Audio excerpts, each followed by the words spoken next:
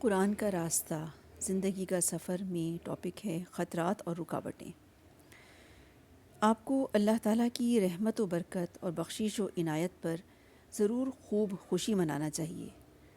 ان خزانوں کو ضرور حاصل کرنا چاہیے جو اس کے اندر آپ کی تلاش کے منتظر ہیں، مگر قرآن اپنے دروازے صرف ان کے لیے کھولتا ہے جو مقصد کے لیے اخلاص، آرزو مندی کی کیفیت اور خصوصی توجہ کے ساتھ جو اس کی اہمیت اور عظمت کے شایان شان ہو اس پر دستک دیتے ہیں۔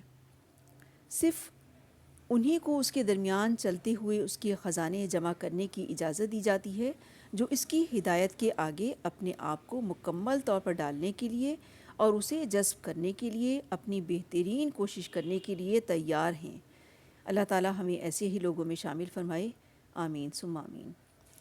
اس لیے ایسا ہونا بالکل ممکن ہے کہ آپ قرآن کی مسلسل تلاوت کریں، اس کے اوراق کو بڑی اہتمام کے ساتھ الٹیں، اس کے الفاظ کی خوش الحانی کے ساتھ قرأت کریں، اس کا مطالعہ نہایت عالمانہ انداز سے کریں، لیکن پھر بھی اس کے ساتھ وہ تعلق پیدا کرنے میں ناکام رہیں جو آپ کی شخصیت کو مالا مال کرتا اور تبدیل کر دیتا ہے۔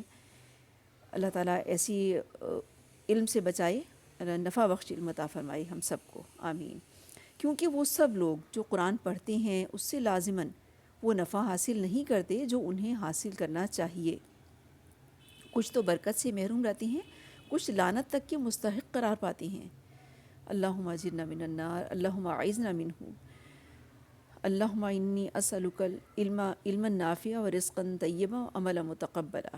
یہ دعا ضرور پڑھنی چاہیے قرآن پاک کی تلاوت کرنے سے پہلے اور مطالعہ کرنے سے پہلے، علم کے